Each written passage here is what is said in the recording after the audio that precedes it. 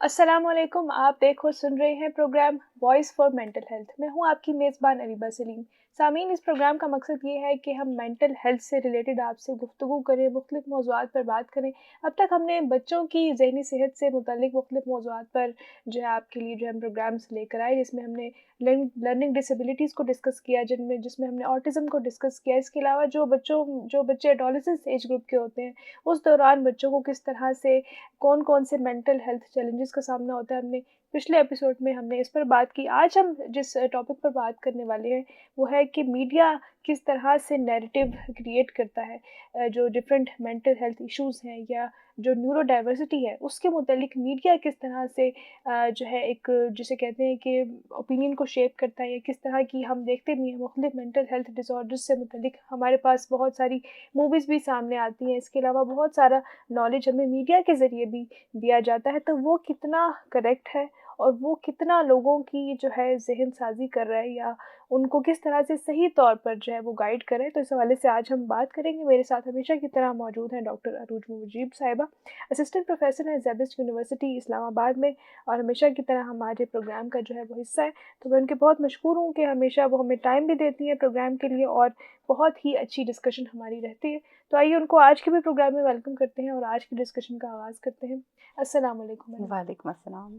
कैसी हैं मैडम आप? बिल्कुल ठीक-ठाक, अल्लाह का शुक्र। मैम, एक बार फिर आपका वेलकम। और आज का जो डिस्कशन है वो है मीडिया के हवाले से, नैरेटिव्स के हवाले से। हम ये देखते हैं कि मीडिया का हमारी ज़िंदगियों में एक रोल पहले लिमिटेड था, लेकिन अब बहुत ज़्यादा हो गया। बहुत सोशल ज़्यादा। मीडिया को भी अगर हम देख लें, बाकी इसके अलावा जो मज़ीद जो ओटीटी जो प्लेटफ़ॉर्म्स हैं, जैसे नेटफ्लिक्स हो गया, जैसे अमेज़न प्राइम है, ये बहुत सारे ऐसे हुँ। प्लेटफ़ॉर्म्स मिल गए। हम ये देख रहे हैं कि जो टॉपिक्स हैं उसमें भी बहुत ज़्यादा वैरायटी अब हमें देखने को मिलती है। पहले तो हम देखते थे कि रोम-कॉम्स हो गई या को बहुत ही टिपिकल सी स्टोरीज़ होती थी, लेकिन अब हम देखते हैं कि मेंटल हेल्थ डिसऑर्डर से मुतल्लिक भी मूवीज़ या कंटेंट बहुत ज़्यादा बढ़ गया है। पहले भी माज़ी में भी मौजूद था, लेकिन अब बहुत ज़्यादा बढ़ गए।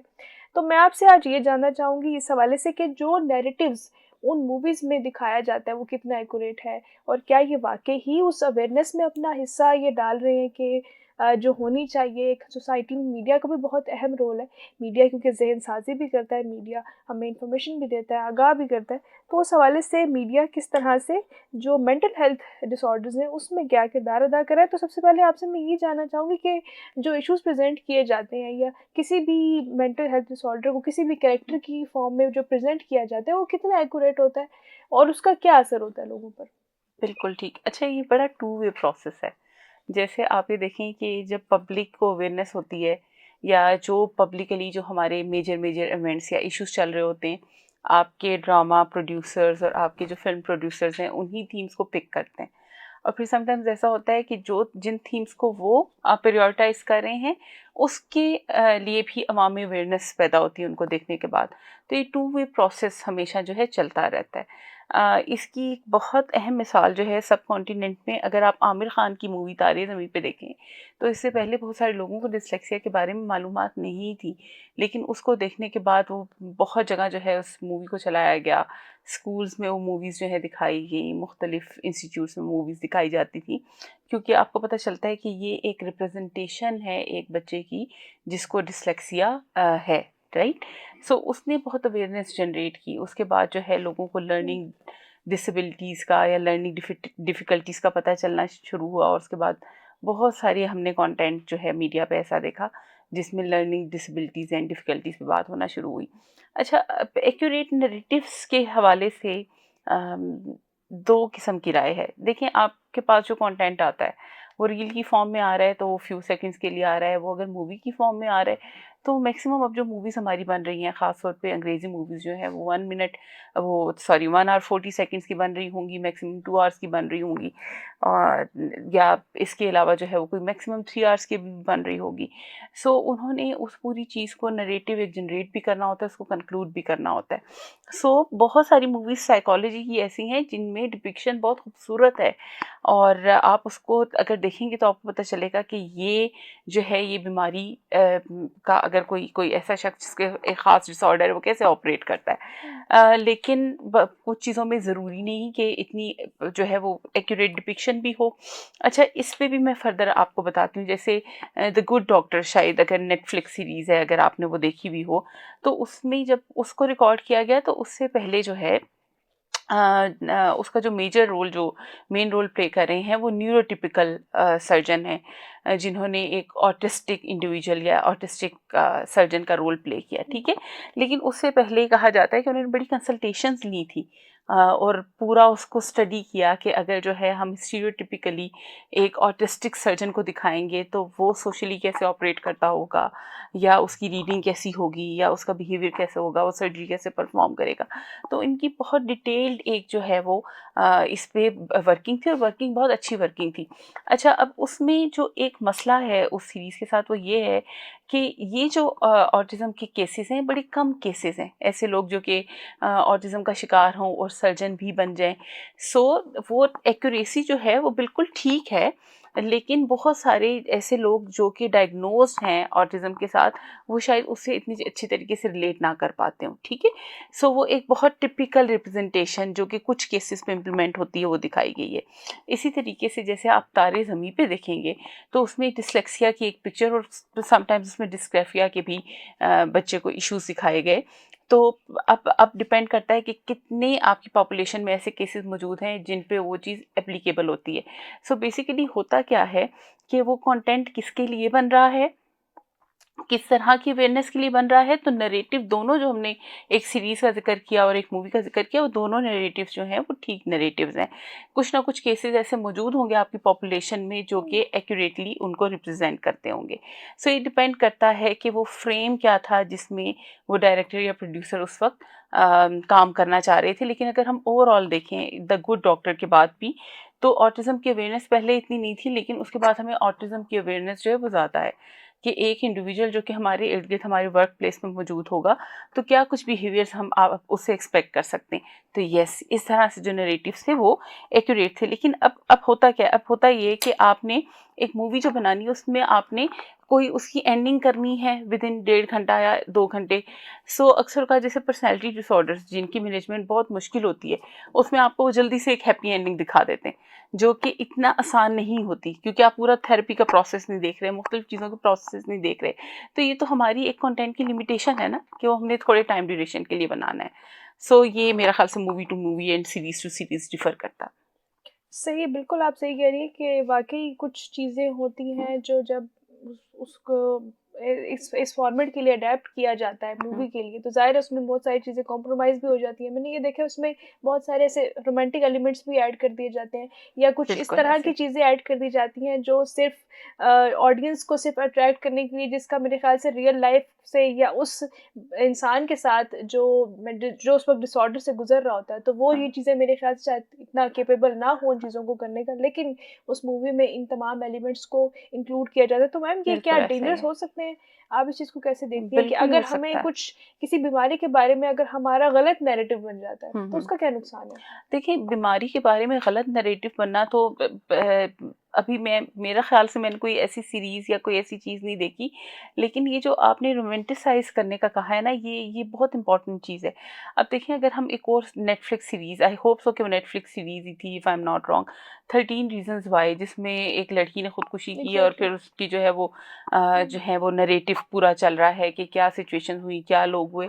सो हमारे यहाँ पर एक टर्म है साइकोलॉजी में जिसको हम ऑब्जर्वेशनल लर्निंग, जिन लोगों के अंदर ऑलरेडी टेंडेंसी मौजूद है कि वो सुसाइड कमिट करना चाह रहे हैं, या वो डिप्रेशन का शिकार हैं, या जो है वो अपनी ज़िंदगी को ख़त्म करना चाहते हैं, तो उनके लिए ये सीरीज़ एक ट्रिगरिंग फैक्टर हो सकती है, ठीक है। सही, ये पर्सनल वल्नरेबिलिटी पे डिपेंड करता है सही। कि कौन सा इंडिविजुअल उसको देख रहा है और वो उससे क्या इम्पैक्ट ले रहा है। फिर इस तरीके से हम जोकर को देखें, उसकी एक ट्रॉमाटाइजिंग लाइफ दिखाई थी, लेकिन जो उसकी जो सारे जो डायलॉग्स थे और जो सारी उसका एक लाइफ स्पैन दिखाया गया, उसमें उसको रोमांटिसाइज किया गया बेसिकली उसकी नेगेटिव पोर्ट्रेयल को।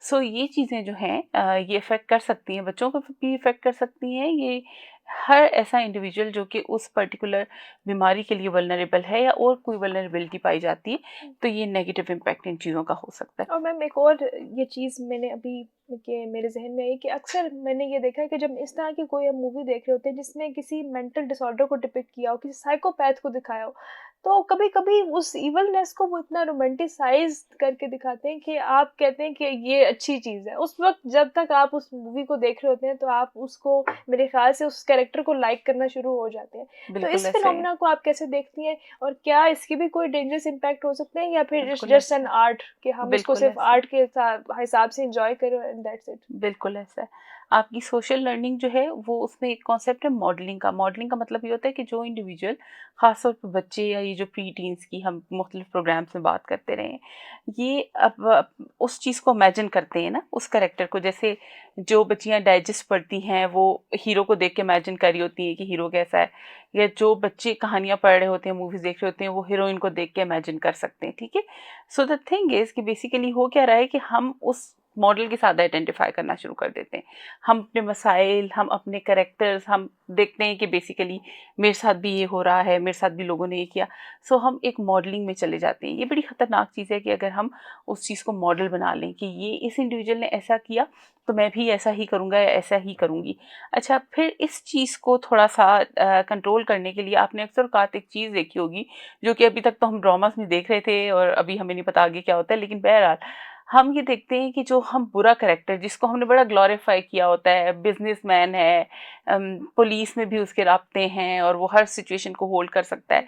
सो हम कुछ एपिसोड्स तक वो ग्लोरिफिकेशन दिखाते हैं। हुँ, सो उस वक्त अगर किसी बच्चे का या किसी टीन एजर का ये भी ख्याल डेवलप हो रहा है कि मेरे पास पावर, पैसा, अथॉरिटी हो तो मैं सब कुछ कर सकता हूँ, तो हम फिर एंड पे जाके उसका जो अंजाम है उस कैरेक्टर का वो हम बुरा डिक्लाइन भी दिखाते दिखाते हैं, हैं, बिल्कुल। डिक्लाइन दिखाते हैं, ठीक है? सो ये बेसिकली ये जब तक हम वैल्यूज सेट कर रहे हैं तब तक हमें बच्चों के अंदर करना ज़रूरी है। और मोस्ट ऑफ द टाइम जो हम कहानियाँ पढ़ते हैं या जो हमारे जो है एक प्रोसेस से कोई ड्रामास गुजरते हैं, तो उसमें ये एलिमेंट होना बहुत ज़रूरी है कि अगर आपने बैड एलिमेंट को ग्लोरीफाइड दिखाया है, तो आप ये बताएं कि ग्लोरिफिकेशन कहीं पर एंड भी होगी, डिक्लाइन भी होगी या कहीं अकाउंटेबिलिटी में भी जाएगी। सो अगर ताकि कोई बच्चा उसको मॉडल कर भी रहा है, तो उसे पता चले कि जो करेक्टर है इसके साथ भी मुश्किलात हैं। सो अगर मैं उसको ही मॉडल बना लूँ, सो उसके साथ जो मुश्किलात आएँगी वो मेरे साथ भी मुश्किलात आएँगी। तो ये चीज़ें जो हैं ये मेरे ख़्याल से हर मूवी, हर ड्रामे में होती भी हैं और कर भी रहे हैं। लेकिन जैसे हमने 13 रीज़न्स व्हाई की बात की, तो ये एक जॉनरा जो है ना, ये एक बड़ा टिपिकल जॉनरा है। कुछ मूवीज़ ऐसी होती हैं जो कि डिप्रेसिंग होती हैं, तो एंड तक डिप्रेसिंग होती हैं। ऐसा ही है, सो बिल्कुल। ये चीज़ें जो हैं obviously there should be a good blend of things. फिर हम ये कहते हैं कि लाइक अ, अगर आप गमज़दा हो गए हैं या पेरेंट्स जो हैं सुपरवाइज़ कर लें। कुछ कंटेंट हमारे जो है सोशल मीडिया पे या चैनल्स पे ऐसे आते हैं जिस पे पीजी साथ लिखा आता है कि पेरेंटल गाइडेंस, हुँ, क्योंकि वो वायलेंट एलिमेंट्स हैं। मूवीज़ जितनी नेटफ्लिक्स पे आती हैं वो उस पे एक छोटा सा टैग आता है कि 18 plus, 13 plus, abusive language, violence. So वो करेक्टराइज करते हैं।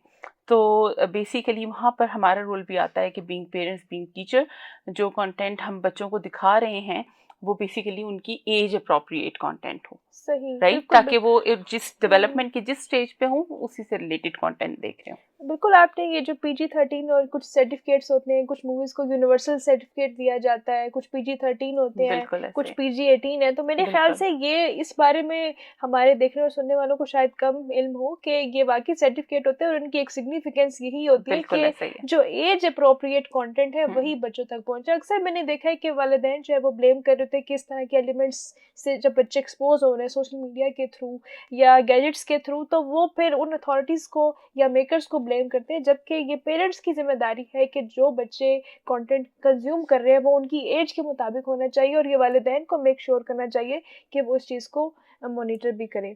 बहरहाल जनाब, आज हमारी जो है वो गुफ्तगू जारी है कि किस तरह से जो मीडिया है वो नैरेटिव्स को शेप करता है, किस तरह से जो मेंटल डिसऑर्डर्स हैं वो किस तरह से जो है मूवीज़ के थ्रू या मीडिया के थ्रू किस तरह से जो है हमें प्रेज़ेंट किए जाते हैं, इसकी क्या सिग्निफ़िकेंस है, इसके क्या फ़वाइद हो सकते हैं और इसको किस तरह से बेहतर किया जा सकता है। अच्छा मैम, जैसे कि हमने बात भी की कि हम कि कुछ इविल चीज़ों को भी हम रोमांटिसाइज़ जो है वो करना शुरू कर देते हैं, तो आप किस तरह देखती हैं इस चीज़ का फिर हल क्या है? मूवीज़ को फिर बनाने के लिए क्या जो मेकर्स हैं, जो प्रोड्यूसर्स हैं या इवन के जर्नलिस्ट हैं, उनको किस तरह का क्या नॉलेज होना चाहिए? इसका क्या प्रोसेस होना चाहिए कि अगर वो किसी भी मेंटल हेल्थ इश्यूज़ पे मूवी बनाना चाह रहे हैं, किन गाइडलाइंस को फ़ॉलो करना चाहिए? देखिए गाइडलाइंस तो मेरे ख्याल से, अब जैसे हम ब्यूटीफुल माइंड की हमने बात की, एडोलेसेंस की अगर हम सीरीज़ की बात करें, गुड डॉक्टर की हमने बात की, तो ऑब्वियसली जो गुड प्रोड्यूसर्स एंड डायरेक्टर्स हैं, they are doing this thing already, कि जब भी इस तरह की कोई चीज़ बनती है उस पे एक प्रॉपर रिसर्च होती है और वो केसेस देखे जाते हैं। अच्छा, it's not related to mental health, लेकिन एक ड्रामा केस नंबर 9 जो बना है वो बड़ी वेल रिसर्च ड्रामा है, और उसमें जो है आपको पता चल रहा है कि जो है वो रेप विक्टिमाइजेशन क्या है, और उसमें कौन कौन से एवेन्यूज़ हैं जहाँ पर जाके एक रेप विक्टिम जो है वो उसको बिल्कुल। अपील कर सकता है उसके अगेंस्ट। तो आपकी एक, अगर आप एक डिप्रेसिंग सिचुएशन दिखा रहे हैं तो उसके साथ साथ आप एक नॉलेज भी जनरेट कर रहे हैं, ठीक है। सो ये जो पैरेलल नरेटिव है वो देना ज़रूरी है। अब जैसे हम ब्यूटीफुल माइंड की बात करें, तो ब्यूटीफुल माइंड में पिछले कुछ अरसे से तकरीबन अपने हर सेमेस्टर में स्टूडेंट्स को दिखाती हूँ, क्योंकि जब ये मूवी आई तो उसके बाद इस मूवी ने बहुत क्लियर किया कि एक साइकोटिक ब्रेन जिसका रियलिटी से कनेक्शन डिस्टर्ब हो जाता है या ख़त्म हो जाता है, या उसको जो है हेलुसिनेशन स्टार्ट होती है, तो बेसिकली उसकी लाइफ कैसे गुजरती है या उसका ब्रेन कैसे ऑपरेट कर रहा होता है। तो वो पढ़ने में और किताबों में वो चीज़ इतनी अच्छी पता नहीं चलती जितनी उस मूवी से अच्छी पता चली, लेकिन उस मूवी के अंदर भी एलिमेंट थे, जैसे उसमें थेरेपी को भी दिखाया गया। अगर ये दिखा रहे हैं कि ये डिसऑर्डर होता है और ये एक लाइफ लॉन्ग सिचुएशन है, ठीक है, ये सही। रिलैप्स भी हो सकता है कि मुकम्मल तौर पे ख़त्म ना भी हो, लेकिन इसके बावजूद उसके पैरेलल नैरेटिव मौजूद था, उसमें थेरेपी भी दिखाई गई, हुँ। उसमें लाइफ लॉन्ग स्ट्रगल्स भी दिखाई गई, उसमें बीवी का, बच्चे का सपोर्टिव रोल भी दिखाया गया, ठीक है, और फ्रेंड्स की सपोर्ट भी दिखाई गई। सो ये पैरेलल नैरेटिव जो है इसका चलना बहुत ज़्यादा ज़रूरी है। और अगर जर्नलिस्ट की हम बात करें तो जर्नलिस्ट पे तो मेरे ख़्याल से एक ज़ाती ज़िम्मेदारी आयद होती है कि अगर वो मेंटल हेल्थ के बारे में बात कर रहे हैं तो उनको कम से कम उनकी तालीम कुछ ऐसी हो, कुछ क्वालिफ़िकेशन ऐसी हो, कुछ रिसर्च ऐसी हो, या कम से कम जब वो टीवी पे आके या कैमरे के सामने बात करें तो उन्होंने उसको उससे पहले थोड़ा बहुत पढ़ा लिखा हो। और इसके अलावा अगर कुछ भी नहीं, अगर बहुत ज़्यादा से फॉर एग्ज़ाम्पल एक्चुअली हम मेंटल हेल्थ से रिलेटेड जो अवेयरनेस है, अभी हमारे पास अभी ऐसे एवेन्यूज़ मौजूद नहीं है जहाँ पर हम इनको चैलेंज कर सकें। लेकिन अक्सर औक़ात आपने सोशल मीडिया पोस्ट पढ़ी होंगी लोगों की, कि वो चैलेंज कर रहे होते हैं कि ये बात जो की गई ये अच्छी बात नहीं थी, ये ऐसे होता है, ये ऐसे नहीं होता। तो जिस पब्लिक में जो अवेयरनेस इस वक़्त है, तो वो तो उसको काउंटर आर्गुमेंट सोशल मीडिया पे जनरेट कर रही है, ठीक है। बिल्कुल, बिल्कुल। हाँ, ये हो सकता है कि अब नेक्स्ट लेवल पे जाके आप यही कर सकते हैं कि आप यानी कि कुछ अरसे के बैन्स शुरू कर दें, ऐसे लोग जो कि रिसर्च किए बगैर बात हुँ। कर रहे हैं, तो we can look into those things वो, लेकिन ये कि पॉलिसी मेकर्स उस चीज़ को देख सकते हैं। बिल्कुल, आपने जर्नलिस्ट की बात की तो कुछ दिन पहले मैं एक वीडियो देख रही थी जिसमें एक जो खातून थी वो डोमेस्टिक वायलेंस का शिकार थी और काफ़ी वो इंजर्ड भी थी, बहुत वुंडेड थी, हॉस्पिटल में थी। तो जो लेडी जर्नलिस्ट थी आई थिंक शायद उनको नॉलेज नहीं थी, जिस तरह से आपने बात की कि उनको मेंटल हेल्थ के हवाले से नॉलेज होना चाहिए।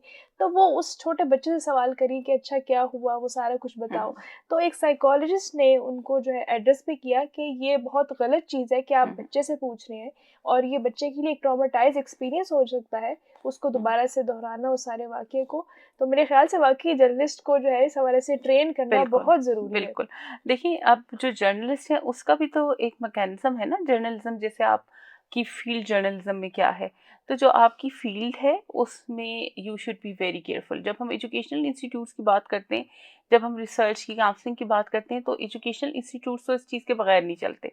यानी आपके प्रॉपर अप्रूवल्स मौजूद हैं, और अगर कहीं पर भी आप एक छोटा-सा इंटरव्यू ले रहे हैं और उसके अंदर आपको शायबा है कि आप किसी ऐसी चीज़ को टच करेंगे दौरान गुफ्तगू जो कि उसके पुराने ट्रॉमा से रिलेटेड हो सकती हुँ। है, उसकी ज़हनी बीमारी से रिलेटेड हो सकती है, तो ये हमारे लिए मैंडेटरी होता है कि हम उसके लिए काउंसलिंग सर्विसेज़ का इंतज़ाम करेंगे, अगर उसको उससे कोई जिसे कहना चाहिए ना कि कोई फ्लैशबैक हो गया है, या सही, कोई सही। एंग्शियस या डिप्रेसिव फीलिंग्स जो हैं वो इमर्ज हुई हैं। सो ये चीज़ें बहुत ज़्यादा इंपॉर्टेंट हैं। तो जैसे आपने जर्नलिस्ट का ज़िक्र किया, या रिपोर्टर बेसिकली, जर्नलिस्ट से ज़्यादा बेहतर मेरे ख़्याल से वो रिपोर्टर होंगी जिन्होंने उस पूरी सिचुएशन को रिपोर्ट करना होगा। बिल्कुल। सो ये तो हम अपने यहाँ पर देख रहे हैं कि हमारी जो अगर हम फ़िल्म्स और ड्रामास और हम सीरीज़ से हट के भी बात करें, तो आप सुबह अगर 5 मिनट भी न्यूज़ देखें तो उसमें एक तहलका ख़ेज़ी जो है वो वो होती बहुत है। ज़्यादा मौजूद है, जो बिल्कुल। कि ओवर स्टिमुलेशन, सो उसके ऊपर हमारा कोई भी चेक बैलेंस नहीं है। अब अगर आप फ़ेसबुक को देखें तो मेटा तो कम से कम इतना तो करना शुरू हो गया है ना कि वो पिक्चर्स को कवर कर देता है कि इसके अंदर वॉयलेंट जो है वो हुँ। एक पिक्चर मौजूद है जो कि ट्रिगरिंग हो सकती है कुछ लोगों के लिए, लेकिन टीवी पे तो अभी ये चीज़ मौजूद नहीं है। और बिल्कुल। दूसरी बात ये है कि हमारा एक ही लाउंज है, टीवी लाउंज, उसमें बड़े भी बैठे हुए हैं, वो भी खबरें देख रहे हैं, बच्चे भी बैठे हुए हैं। सो हम डिस्पाइट ऑफ द फैक्ट कि हमारे एज ग्रुप्स और हमारा उसको रिएक्ट करना या उसको रिसेप्शन या उसका रिएक्शन जो है हम मुख्तलिफ एज ग्रुप्स में मुख्तलिफ है, लेकिन हम हर चीज़ जो है वो एक ही जगह बैठ के देख रहे हैं और उसमें कोई बाइफर्केशन नहीं है, राइट। सही। सो मेरा ख्याल से कि हम बहुत छोटी उम्र के जो बच्चे हैं उसमें इस तरह से जो हमारी खबरें हैं जो कि स्ट्रेसफुल हैं, कि बार बार एक खबर के ऊपर दूसरी खबर है, जिससे ओवर स्टिमुलेशन है, वो जो है वो काफ़ी हद तक उनकी सहनी सेहत के लिए नुकसानदेह भी साबित हो सकती है। सही मैम, हम कुछ देर पहले हम बात कर रहे थे मूवीज़ के हवाले से और आपने बात की कि कुछ जॉनरास ही डेडिकेटेड है कि वो इस तरह की जो है मूवीज़ बनाते भी हैं।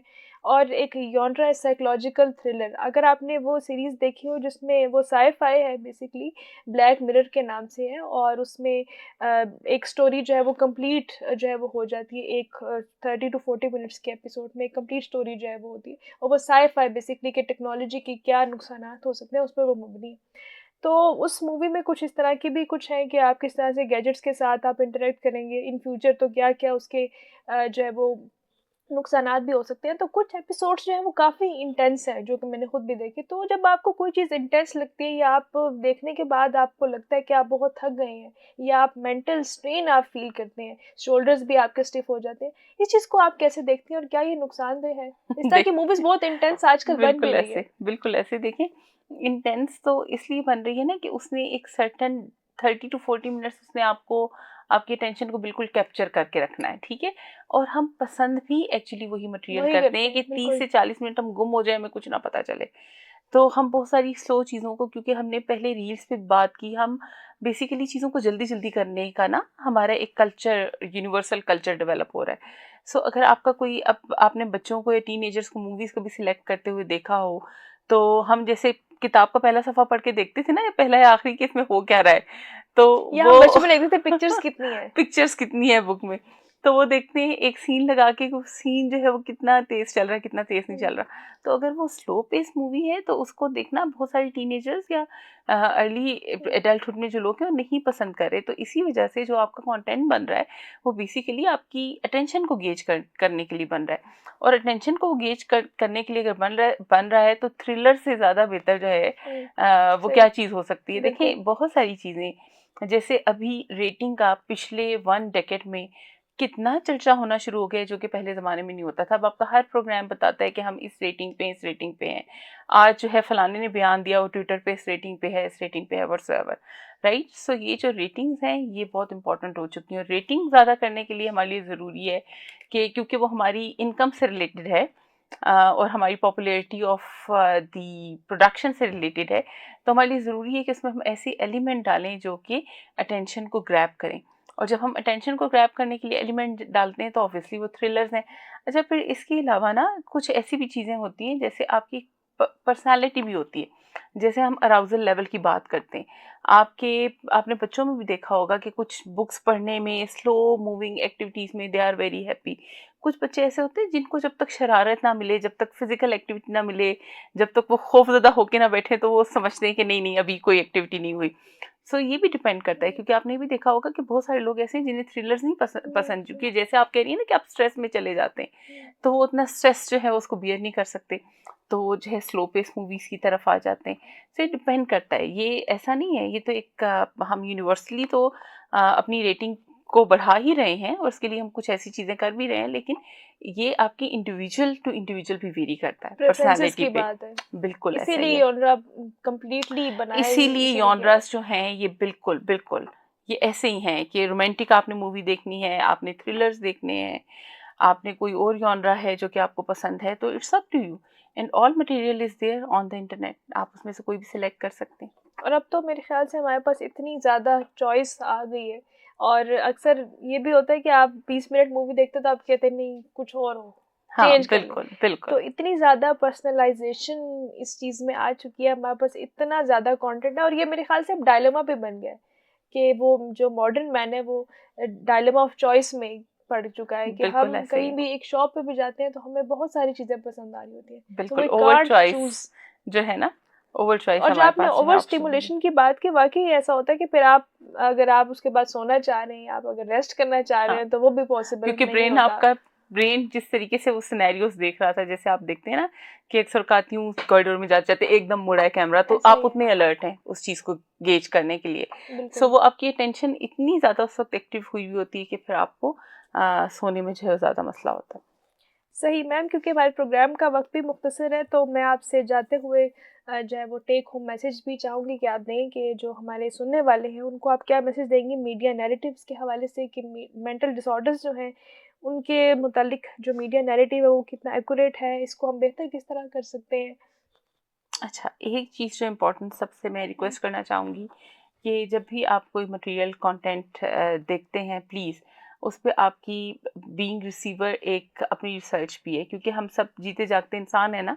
ऐसा नहीं है कि हम जो भी इंफॉर्मेशन हमें दिखाई जाएगी हम उसे रिसीव कर लेंगे सही। और उस पे हम अमल पैरा हो जाएंगे, या हम अपना वैसे ही उसके बारे में ओपिनियन क्रिएट कर लेंगे। सो हमें करना ये है कि we have critical thinking, we have critical minds. उसमें हमने अपनी रिसर्च चीज़ों के ऊपर, जो आपकी पसंद की जो सीरीज़ हैं उस पर अपनी रिसर्च भी करें कि बेसिकली मेंटल हेल्थ से पर्टिकुलरली रिलेटेड कि वो सिम्टम्स कैसे दिखाए जा रहे हैं, कैसे दिखाए नहीं जा रहे, मज़ीद क्या चीज़ें हो सकती थी क्या, ताकि आपकी अपनी जो है क्रिटिक्स उसके बारे में जो है वो डेवलप हो सके। दूसरी चीज़ ये है कि आप क्या इनटेक कर रहे हैं in form of content, that is very much important.